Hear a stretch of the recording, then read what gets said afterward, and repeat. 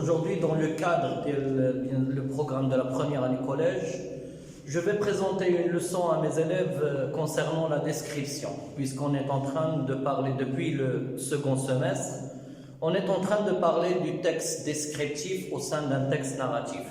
C'est-à-dire on va parler d'un texte où la dominante est une dominante descriptive. Donc pour qu'on puisse suivre notre leçon, je vais lire d'abord le texte que j'ai pris comme un support et après je vais vous expliquer bien sûr ses moyens. Vous allez voir que j'ai utilisé des couleurs, c'est pas seulement pour faire la décoration ou non, mais vous allez savoir de quoi s'agit-il. Madame Grandet était une femme sèche et maigre, jaune comme un coin, gauche et lente. C'était une de ces femmes qui semblaient faites pour être tyrannisées.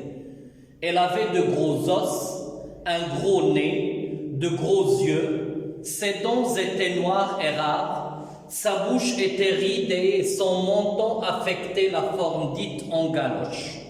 Ce texte est écrit par l'Honoré de Balzac et tiré de son œuvre Eugénie Grandet.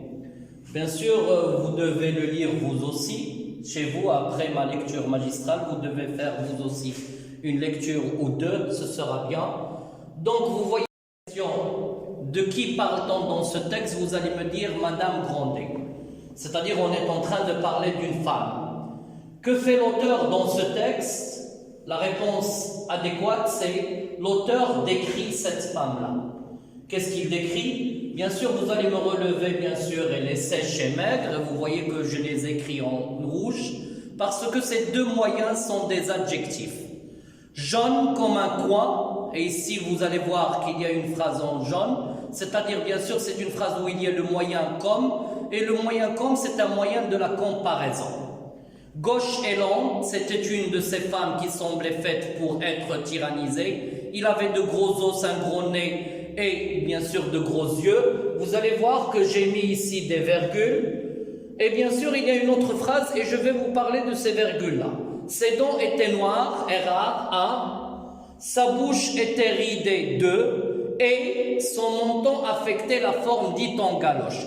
C'est-à-dire, dans cette phrase, on a cité plusieurs éléments dont on cite, bien sûr, on a parlé des dents, on a parlé de la bouche, on a parlé du menton, et pour, bien sûr, relier ces trois éléments, on a utilisé le « et ». Donc ici, on est en train de parler de l'énumération, énumérer des éléments. On peut, bien sûr, revenir à cette phrase et on peut dire « gros os, un gros nez » et « de gros yeux ». Vous allez remarquer que j'ai mis ici des accolades avec des pointillés parce que j'ai retranché quelques éléments parce que le tableau, comme vous le voyez, ne va pas servir pour tout le texte. Donc, les éléments en rouge, ce sont des adjectifs. La phrase en jaune, c'est une comparaison. La phrase en orange, c'est une énumération. Donc, les moyens de la description, nous avons d'abord les adjectifs qualificatifs. Les adjectifs qualificatifs, comme vous le savez, sont les moyens de la description par excellence. Lorsqu'on veut décrire, on utilise les moyens on utilise ces moyens-là. Les adjectifs qualificatifs, le mot qualificatif, ça vient de qualité. Comment il est, cette personne que je vais décrire? Comment il est, ce lieu que je vais décrire? Comment il est, cet animal, cet événement, cet objet? C'est-à-dire, pour répondre à cette question, il est obligatoire d'utiliser des adjectifs. Donc, normalement, les adjectifs qualificatifs, ils s'accordent en genre et en nombre. On dit qu'ils sont tous variables. S'ils s'accordent, c'est-à-dire s'ils changent, si on ajoute un E, on ajoute un S, si on supprime, si on dit il est variable, il change. C'est-à-dire il s'accorde, c'est une phrase que vous connaissez depuis le primaire, c'est-à-dire s'accorder en genre et en nombre. C'est-à-dire singulier, pluriel ou féminin, masculin. Mais il y a un cas exceptionnel auquel vous devez faire attention. Ce cas-là, c'est l'adjectif grand. Normalement, l'adjectif grand, lorsqu'il est utilisé dans une phrase simple, lorsqu'il est utilisé seul, il doit s'accorder. On dit par exemple un grand salon, des grands salons, on ajoute un S pour grand et pour salon. Mais lorsqu'on dit un grand-père, une grand-mère, ici, il est utilisé dans un mot composé de deux mots. Donc l'exemple que j'ai donné ici, une grande mère, vous allez voir que le mot mère, le nom mère, bien sûr c'est un nom féminin singulier, et vous voyez que j'ai rien ajouté à l'adjectif grand. Ce qui veut dire que l'adjectif grand, quand il est utilisé dans un mot composé, il reste toujours un variable, doit être suivi d'un nom féminin. Bien sûr, voilà pour les adjectifs. Et si vous avez, je vais publier ma vidéo, et si vous avez bien sûr des questions, vous pouvez me les envoyer et je vais répondre à toutes vos questions. La comparaison. La comparaison, c'est comparer deux éléments.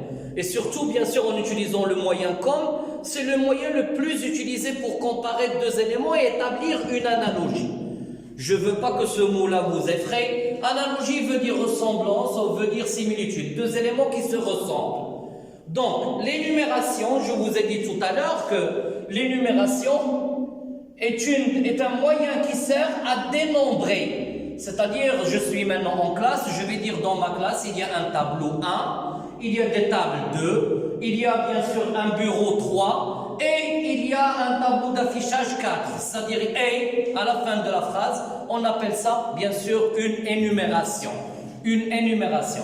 Donc, après cette explication brève, j'aimerais bien que vous passiez à la pratique. J'aimerais bien que vous passiez à la pratique.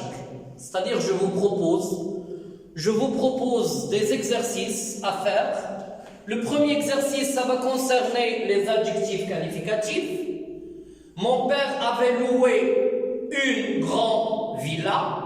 C'est-à-dire, cet adjectif, est-ce qu'il va rester comme ça ou est-ce qu'on va le changer?